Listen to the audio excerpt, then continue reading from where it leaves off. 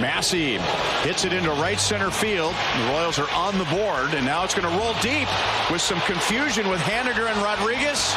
And here comes Vinny. He's going to score all the way from first. Final score, Kansas City Royals a little, the Seattle Mariners a lot.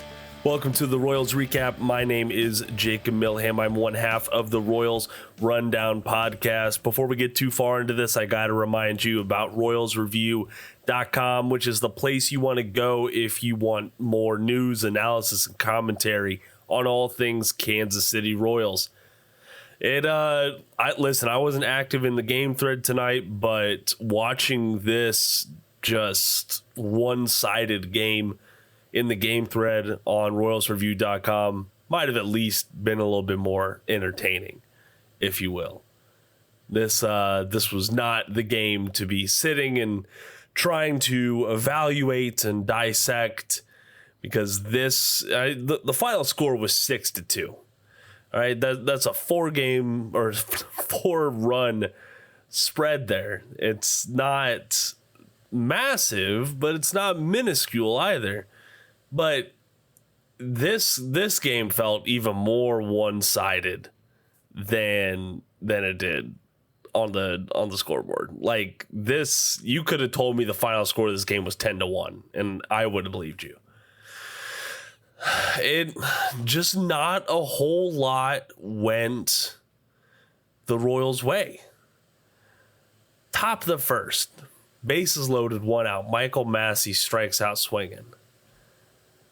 And like that was the moment where the Royals had their prime chance at breaking this game open.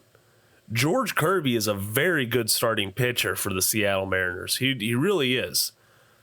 That rotation out there in Seattle is one of the best in the AL because it is deep and they have arms that are all good at their own thing. Kirby, elite control. They talked about it plenty on the broadcast tonight, so I'm not going to rehash it. But when he is looking erratic, like he did in the top of the first where he hit 2 batters, you have to take advantage of it. And the Royals didn't. And that fact that they didn't take advantage of the one prime opportunity they got this game, that just set the tone. It really did. The Royals were 1 for 9 on the night with runners in scoring position. And they didn't get runners in scoring position that often. All right, and I get it. Nelson Velasquez, he had a good little series down there in Los Angeles. He did. But he stranded 3 of those runners with 2 outs on his own in that singular situation. Runners left in scoring position with 2 outs. Nelson Velasquez 3, Dairon Blanco 1, Maikel Garcia 1. That's some one-sided stuff right there. How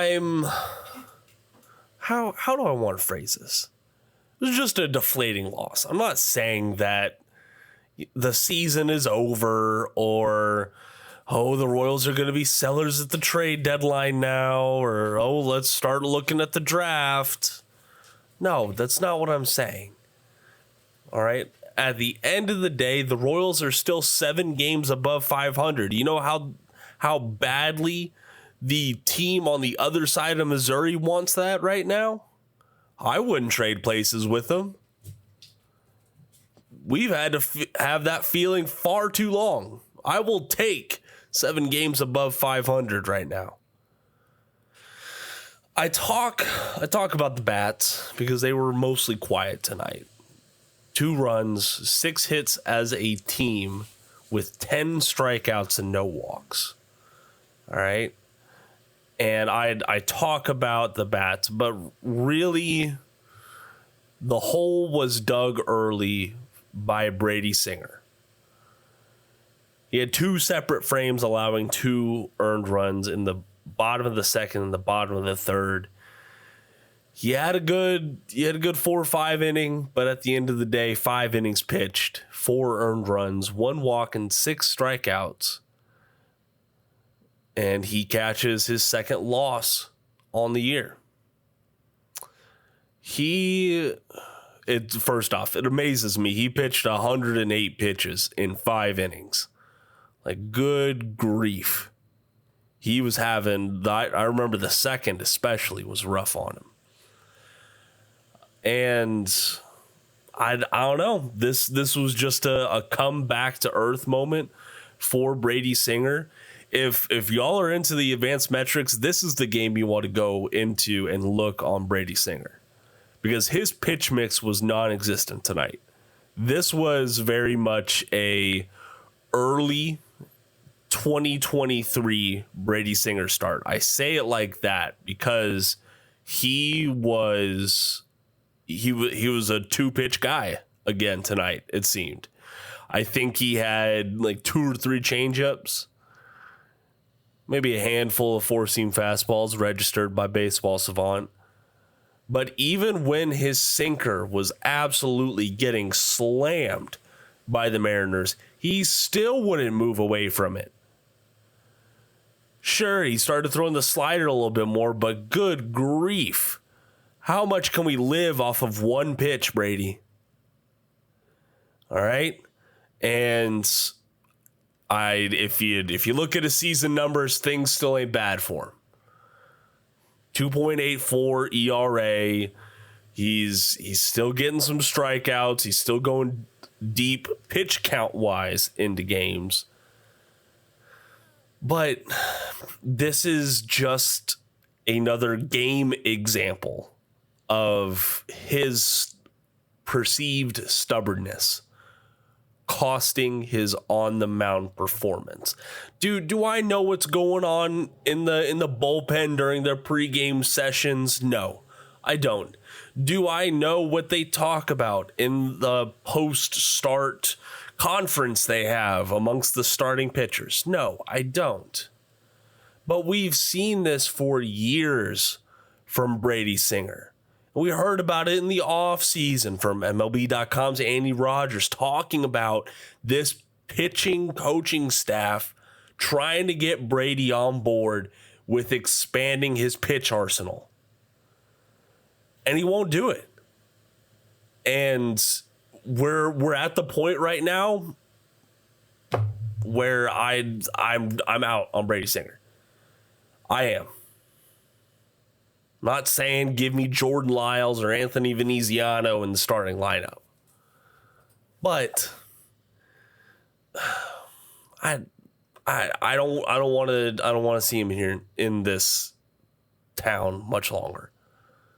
Okay, because there are so many examples that we've seen from this winning team of a team first mentality. We've seen it at the plate. We've seen it in the field. And I mean, honestly, just by body language and how the players treat each other, this seems like a more cohesive clubhouse. Not being able to look at yourself in the mirror and say, this is what I need to do to succeed, not just for myself as a competitor, but for my teammates, for the other 25 men that are up here fighting every day alongside me. I mean, why can't you do that? Especially, and this isn't just Cal Eldred going up to him and saying, well, you know, Brady, I think you should throw a little bit more of a traditional fastball. You know, back in my day, back in my extensive playing days, this is what we did. No, it's not that. The man is out there warming up for the start, looking at TrackMan data. All right, this organization is probably light years ahead when it comes to metrics than it was 5 years ago. Brady Singer came to this organization and it was still stuck in the small ball era. All right, still stuck in many of the old ways, the antiquated ways of baseball. I'm not saying all old ways are bad ways, but there are areas to improve as always. And the area that Brady Singer needs to improve right now is expand that pitch mix. We've seen it. We've seen you do it. Now just go out there and execute. That's what we need to see right now. And until we see that, I'm going to take anything Brady does with a grain of salt. That's just the cold, hard truth. I wish him nothing but the best every time he goes out there on the mound. Wish him nothing but the best of health. But I'm just not going to look at him the same until his actions speak louder than anything else. I wish I could say coming up on the other side of the ad break, we would hear from Matt Cotrero or we would hear from Brady. But unfortunately, it is 12:30 a.m. Eastern Standard Time. I have to be up for work at 5. All right, so I'm going to go ahead and get on out of here. Please listen to us on Spotify where you have access to our Q&As and polls. I don't have any Q&A responses right now simply because, well, we did the full-length episode yesterday. And actually, you know what? Excuse me. Let's go back to May 10th real quick. Has it really been that long? Yeah, it's really been that long. May 10th, last Royals recap. Oh, this was the Adam Frazier comeback home run game. Ginger 620 says, too close for comfort, but a comeback win is better than no win at all. Exactly, Ginger. That is what we're experiencing right now.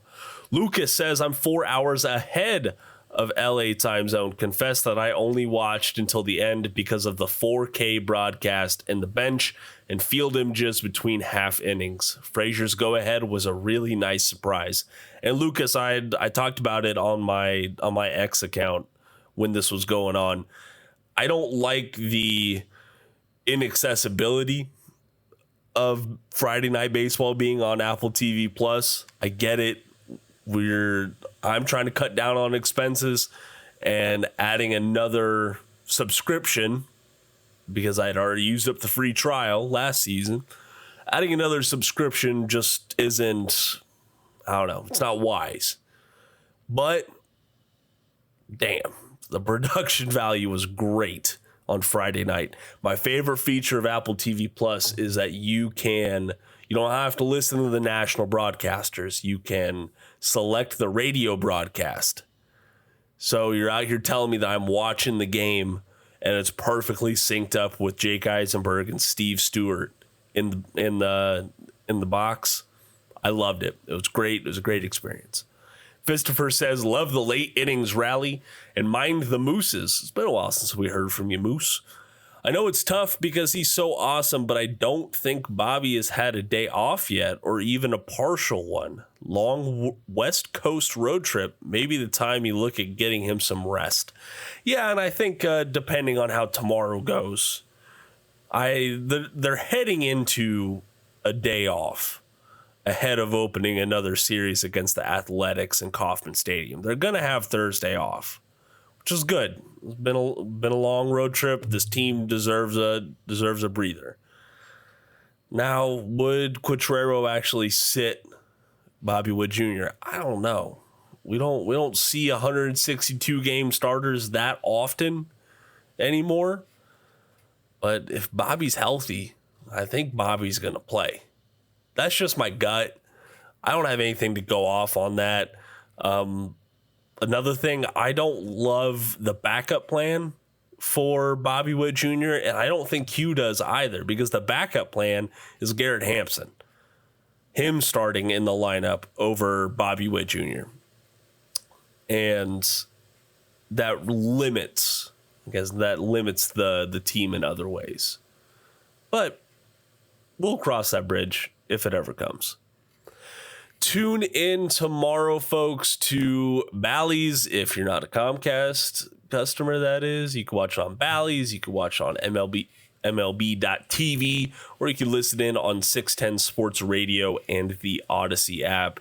Like I said, Jake Eisenberg and Steve Stewart are calling the games on the radio.